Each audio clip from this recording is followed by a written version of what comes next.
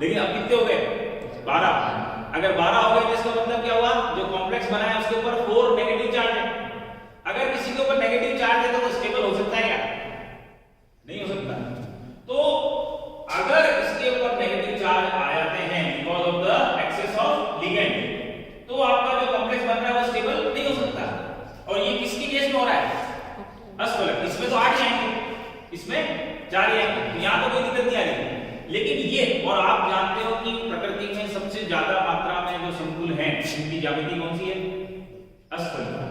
तो मैक्सिमम जो कॉम्प्लेक्स बनते हैं वो असफलकी होते हैं, और अगर वो असफलकी संकुल बन रहे हैं और वही अनस्टेबल है तो इस थ्योरी का क्या मतलब है? तो वैलेंस बॉन्ड थ्योरी जो कि पॉलिंग की थी उस पे वैज्ञानिकों ने, रसायनज्ञों ने सवाल उठाया कि आपका जो ये वैलेंस बॉन्ड थ्योरी वो गलत है। क्यों गलत है? बिकॉज जो भी कॉम्प्लेक्स बन रहा है वो अनस्टेबल है because of the presence of 4 negative charge. तो फिर क्या हुआ, वैलेंस बॉन्ड थ्योरी में संशोधन किया गया। उन्होंने बताया कि जब कभी भी ऐसा होता है कि धातु के ऊपर ऋण आवेश की मात्रा बढ़ जाती है तो उससे छुटकारा पाने के लिए, उससे मुक्ति पाने के लिए क्या करते हैं? बैक बॉन्डिंग करते हैं। क्या बोलते हैं? पश्च बंधन करते हैं। तो what do you mean by back bonding? पश्च बंधन क्या होता है? पश्च बंधन में क्या होगा? उल्टा होगा। अभी तक क्या हो रहा था? अभी तक जो हो रहा था वो क्या हो रहा था कि लिगेंड इलेक्ट्रॉन पेयर मेटल को दे रहे थे। अब पश्च बंधन में क्या होगा? Metal will provide. ये जो अभी तक जो हो रहा था वो ये हो रहा था, ठीक है? लिगेंड इसको दे रहे थे और ये सिग्मा उपसर्जन बन रहा था। अभी तक जो हो रहा था वो क्या हो रहा था? सिग्मा उपसर्जन बन हो रहा था, और उससे क्या हुआ? यहाँ पे नेगेटिव आवेश बढ़ गया मेटल के ऊपर। इस नेगेटिव आवेश को घटाने के लिए या इस कॉम्प्लेक्स को न्यूट्रल करने के लिए what will happen? This metal will donate the electrons to ligand, ठीक है? और जब ये ऐसा करेगा तो क्या बनेगा? राइट। अच्छा, एक और चीज बहुत इंपॉर्टेंट है, आपसे क्वेश्चन पूछा जाएगा, क्या कारण है कि पश्च बंधन में जो भी धातु के कक्षक भाग लेते हैं वो होते हैं dxy, dyz और dzx। ऐसा क्यों होता है? जो भी कक्षक भाग ले रहे हैं वो कौन से हैं? देखो, दो तरह के टोटल डी कक्षक कितने होते हैं? 5 तरह के, है ना? Eg और T2G। Eg वाले कौन से हैं? डी कक्षक को अगर अपन देखें तो डी कक्षक 5 प्रकार के होते हैं, और ये जो 5 प्रकार के हैं उनको भी हम मुख्य तरह 2 भागों में बांटते हैं। एक तो है आपका Eg और एक है आपका T2G। T2G के अंदर 3 है, कौन कौन से? dxy, dyz और dzx। और Eg के अंदर क्या है? dz² and dx²y²। दोनों में अंतर क्या है? Eg में जो इलेक्ट्रॉन घनत्व है वो अक्षों पर पाया जाता है। यहाँ पर इलेक्ट्रॉन डेंसिटी यानी इलेक्ट्रॉन घनत्व कहाँ होता है? अक्षों पर होता है। और यहाँ पर क्या होता है? T2G के अंदर इलेक्ट्रॉन घनत्व कहाँ पर पाया जाएगा? अक्षों के बीच, यानी 45 डिग्री के एंगल पर, अक्षों के मध्य। तो अक्षों के मध्य इलेक्ट्रॉन घनत्व पाया जा रहा है। ओके, अब ये जो इलेक्ट्रॉन घनत्व अक्षों के बीच में है उससे क्या फर्क पड़ रहा है? यहां पर ये समझना जरूरी है कि जब लिगेंड सिग्मा बंध बनाता है तो सिग्मा बंध बनाने के लिए कौन से कक्षक उपलब्ध होते हैं? dz² और dx²y²।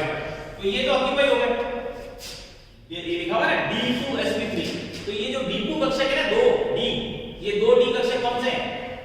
Eg कक्षक, ठीक है? तो जब कभी भी संकरण होगा तो संकरण में जो सिग्मा बॉन्ड बन रहा है, सिग्मा बॉन्ड में भाग लेने वाले कक्षक कौन से? T2G, sorry Eg। लेकिन अब बचे क्या? अब पश्च बंधन बनाना है। पश्च बंधन उल्टा हो रहा है, उसमें क्या हो रहा है? मेटल से इलेक्ट्रॉन लिगेंड को दिया जाए, तो लिगेंड के बाद ये जो मेटल जो इलेक्ट्रॉन देगा वो किसमें देगा? इसमें देगा Eg में, T2G में से। तो T2G वाले कौन से हैं? dxy, dyz और dz। तो हमेशा पश्च बंधन में भाग लेने वाले कक्षक कौन से होते हैं? T2G। ये समझ में आ गया? अब यहाँ पर तुमको बताना है कि जो पश्च बंधन हो रहा है उस पश्च बंधन के लिए एक और कंडीशन है। वो क्या कंडीशन है? कि आपका जो लिगेंड है वो लिगेंड भी तो उसके बाद में खाली कक्षक होनी चाहिए, तभी तो लेगा वो। तो यहां पर जो बॉन्ड बनेगा कौन सा वाला? पश्च बंधन। पश्च बंधन भी 2 प्रकार के होते हैं।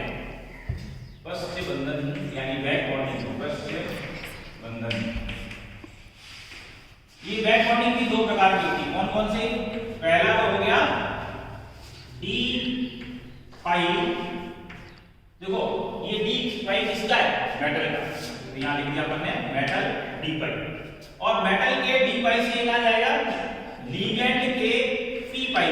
अगर उसके बाद में पाई है, मतलब लिगेंड के बाद में कोई खाली कक्षक है तो वो पी कक्षक है तो वो पी पाई हो जाएगा। और अगर उसके पास में दूसरा जो तरह का बॉन्ड बनेगा वो होगा मेटल का डी पाई और लिगेंड का भी डी पाई। तो दो तरह के पश्च बंधन होते हैं। मेटल का डी, मेटल के तो डी में से जाएंगे, तो यहां भी मेटल का डी, यहां भी मेटल का डी। लेकिन लिगेंड के पास में जो भी खाली कक्षक है वो तो या तो पी कक्षक हो सकते हैं या डी कक्षक हो सकते हैं। पी कक्षक वाले कौन कौन से हैं? ऐसे लिगेंड जिनके पास में पी कक्षक खाली है वो कौन कौन से हैं? एक नंबर का क्वेश्चन आ सकता है। ऐसे लिगेंडों के उदाहरण बताइए जिसमें पी कक्षक रिक्त होते हैं। कौन कौन से वो? एक तो हो गया NO, एक हो गया CO और एक हो गया CN। ये जितने भी हैं इनके पास में पी कक्षक खाली होता है। तो मेटल का जो इलेक्ट्रॉन पेयर है वो किस में जाएगा? नाइट्रोजन के रिक्त पी कक्षक में, ऑक्सीजन के रिक्त पी कक्षक में और नाइट्रोजन के रिक्त पी कक्षकों में जाएगा। और अगर मेटल का डी कक्षक में से इलेक्ट्रॉन पेयर लिगेंड के डी में जा रहा है तो लिगेंड ऐसे कौन कौन से जिसमें डी कक्षक खाली होता है? तो उसके एग्जांपल भी याद होनी चाहिए आपको। Rc, उसके बाद में Sr2 यानी, और उसके बाद में आर्सिन हो गया, फॉस्फीन हो गया PH3। तो ये सारे के सारे आपके वो हैं जिनमें पी कक्षक खाली है। ठीक है, तो हमने यानी पॉलिंग ने ये समझा दिया कि अगर लिगेंड के इलेक्ट्रॉन पेयर देने से धातु के ऊपर ऋणावेश एकत्रित हो जाता है तो वो धातु क्या करता है? पश्च बंधन के द्वारा उस ऋणावेश को हटा देता है और आपका जो कॉम्प्लेक्स बनता है वो न्यूट्रल होता है। और अगर कॉम्प्लेक्स आपका न्यूट्रल है यानी स्टेबल है, तो जो स्टेबिलिटी पे प्रश्न चिन्ह लगा था वो दूर हो गया। लेकिन अभी एक और प्रश्न चिन्ह है। वो प्रश्न चिन्ह क्या है कि कई लिगेंड ऐसे हैं जिनके पास में ना तो डी कक्षक खाली है ना पी कक्षक खाली है। वो कौन कौन से हैं? ऐसे लिगेंड जिनके पास में ना तो डी कक्षक खाली है ना पी कक्षक खाली है, तो ऐसे में पश्च बंधन कैसे होगा? और ज्यादातर समतुल उन्हीं से बन रहे हैं। कौन कौन से हैं वो? ऐसे लिगेंड जिनके पास में ना तो पी कक्षक खाली है ना डी कक्षक खाली है, वो है अमोनिया, वो है H2O और वो है क्लोराइड। तो दो तो न्यूट्रल है, अमोनिया भी न्यूट्रल और H2O भी न्यूट्रल। तो फिर आप ये बताओ कि NH3H2O और क्लोराइड ये क्या करेंगे? और मैक्सिमम कॉम्प्लेक्स इसी से बन रहे हैं, जितने भी कॉम्प्लेक्स बन रहे हैं वो इन्हीं से बन रहे हैं। और ये पश्च बंधन इन पे लागू नहीं हो रहा। क्यों? क्योंकि डी कक्षक जो इलेक्ट्रॉन पेयर देंगे तो ये लिगेंड उनको रखेंगे कहां पे? तो यहां पर एक और सिद्धांत दिया गया। तो समतुल के इस तथ्य को समझाने के लिए एक और सिद्धांत दिया गया और वो कहलाता है विद्युत ऋणता। विद्युत ऋणता उदासीनता सिद्धांत। अगर आप इसको नहीं समझा सकते यानी स्टेबिलिटी को नहीं समझा सकते तो फिर वो वैलेंस बॉन्ड थ्योरी किसी काम का नहीं है। तो electronegativity neutrality principle, electronegativity neutrality सिद्धांत क्या है? इसके अंदर क्या होगा कि जो भी आपका लिगेंड है, जो भी आपका लिगेंड है उसके अंदर हमेशा आप जानते हो क्या होता है? उसके अंदर इलेक्ट्रोनेगेटिव एलिमेंट है। देखो फ्लोराइड की इलेक्ट्रोनेगेटिविटी सबसे ज्यादा होगी, फ्लोराइड की इलेक्ट्रोनेगेटिविटी इज द हाईएस्ट, फिर उसके बाद में ऑक्सीजन की, उसके बाद में नाइट्रोजन। तो अब यहां पर इसको जो आपको क्या करना है, मेटल के ऊपर एक्सेस नेगेटिव चार्ज आ गया, उस एक्सेस नेगेटिव चार्ज को हटाना है। तो हटाने के लिए क्या होगा? ये जितने भी लिगेंड हैं इन लिगेंडों के पास में अधिक विद्युत ऋणी तत्व है। अधिक विद्युत ऋणी तत्व तो कौन सा है? Fluoride, oxygen, nitrogen. तो ये जो हाई इलेक्ट्रोनेगेटिविटी वाला है, इलेक्ट्रोनेगेटिविटी क्या होता है? शेयर्ड पेयर ऑफ इलेक्ट्रॉन को अपनी तरफ खींच लेता है।